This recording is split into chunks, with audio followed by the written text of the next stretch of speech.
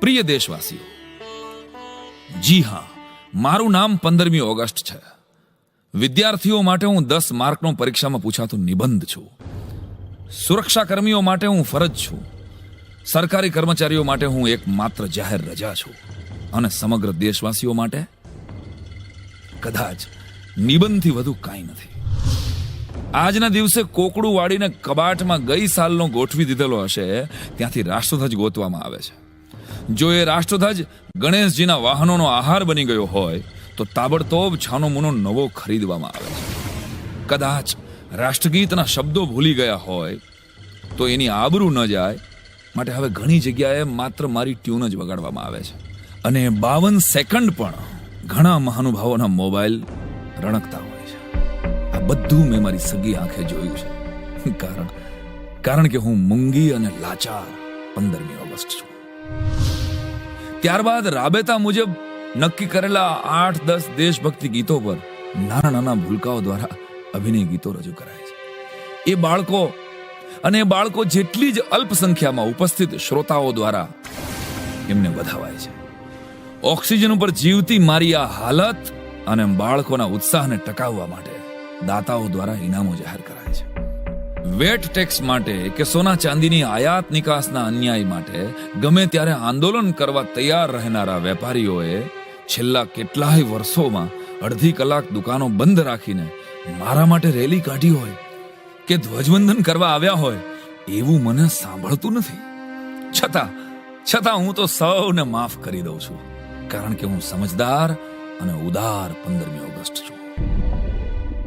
પોતાની જ્ઞાતિના ઉદ્ધારકની તિથિ ઉપર કે જ્ઞાતિના કોઈ પણ ફંક્શનમાં કે જ્ઞાતિને થતા અન્યાયના વિરોધમાં એક SMS થી સુપડા મોઢે એકઠા થઈ જતા આ દેશવાસીઓને મારા સન્માન માટે 15 મિનિટ કાઢવાનો સમય નથી. ભારતમાં દેશભક્તિ સાવ સિઝનેબલ થઈ ગઈ છે.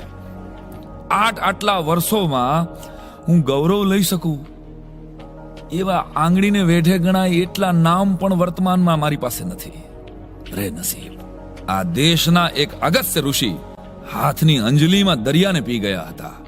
એ કથા તો પુરાણ પ્રસિદ્ધ છે, પરંતુ આ દેશને આઝાદી પછી તો એક નહીં 15 અગસ્ત મળ્યા, છતાં એ ગરીબોના આંસુ આજ સુધી કેમ ન પી શક્યો? 15મી ઓગસ્ટ તરીકે મને મુંજારો થાય છે લાલ કિલ્લાની એ દિવાલો જોઈને. એ લાલ રંગમાં મને ભગતસિંહ અને ચંદ્રશેખર આઝાદની આંખોનો લાલ રંગ સાંભળે છે. પરેડના કદમ તાલમાં મને મંગલ પાંડેની ફાંસી યાદ આવે છે અને હું એક ધબકારો ચૂકી જાઉં છું.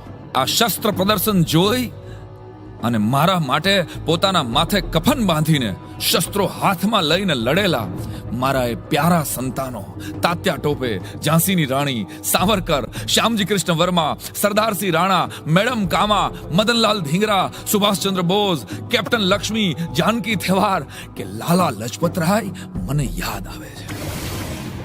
મારી પાસે ભવ્ય ભૂતકાળ છે, પરંતુ હું ઘાયલ વર્તમાનથી ઘવાયેલી 15મી ઓગસ્ટ છું. આ દેશને અડધી રાતે આઝાદી મળી છે. એટલે જ તો કદાચ આખો દેશ અને દેશવાસીઓ ઊંઘમાં છે. ભ્રષ્ટાચાર, કોમવાદ અને સ્વાર્થની ઉધઈએ મારું મૂલ્ય હાણી નાખ્યું છે. અત્યારની પેઢીને સાવ મફતમાં મળેલી આ આઝાદીની બહુ કિંમત નથી. એટલે જ યુવા પેઢીના બહુ મોટા વર્ગને દેશમાંથી ભણી ગણીને જેટલું બને એટલું જલ્દી ફોરેન સેટલ થવું છે. અરે મેં ગાંધીથી લઈ અને અન્ના હજારે સુધીના ઉપવાસને અનુભવ્યા છે. વોટ બેંક માટે વંદે માતરમ ગાવાવાળા અને ગૌ હત્યાના કાયદા માટે મૌન સેવનારાઓને હું રૂબરૂ મળી છું. છતાં આજે આ ભૂલકાઓના અભિનય ગીતો નિહાળી અને રાજી થાવ છું કે એટલીસ્ટ આ બાળકો ભણશે ત્યાં સુધી તો તિરંગાને સલામી આપશે. મારું ચાલે ને તો ધ્વજવંદન હું દરેક નાગરિક માટે ફરજિયાત બનાવી દઉં. ધ્વજવંદનનો જેની પાસે સમય ન હોય એને આ દેશમાં રહેવાનો, જીવવાનો કે પછી કોઈ પણ હક માંગવાનો અધિકાર પણ નથી. પણ મારું માને કોણ? કારણ કે હું તો અસહાય 15મી ઓગસ્ટ છું. કાશ આ દેશના ગદ્દારો અને આતંકવાદીઓને ફાંસીથી બચાવવા માટે સડક અને સાંસદમાં ધમપછાડા કરનાર મહાનુભાવો જો આઝાદી પહેલા પણ મારી પાસે હોત ને તો કદાચ આપણે ભગતસિંહ, ખુદીરામ, સુખદેવ, રાજગુરુ કે મંગલ પાંડેને પણ જીવાડી શક્યા. પણ અફસોસ, હું તો અભાગણી 15 ઓગસ્ટ છું. સવારના પહોરમાં ટ્રાફિક સિગ્નલ પર 5-5 રૂપિયાના પ્લાસ્ટિકના તિરંગા વેચતા 10 વર્ષના ભૂલકાઓને જોઈને હું રડી પડું છું. આ બાળકો તિરંગો નહીં, એનું બાળપણ વેચે છે. એ કેમ આઝાદ ભારતના કોઈને નથી દેખાતું? કેમ કોઈને ડંખતું નથી? 16મી ઓગસ્ટની સવારે જ્યારે વોકિંગ કરવા નીકળો ત્યારે જરાક ઝીણી નજર મારજો. તમારા દેશની આન બાન ને શાન સમો તિરંગો તમને કચરા પેટીમાં કે રસ્તે રજળતા ઉકરડામાં જરૂર જોવા મળશે.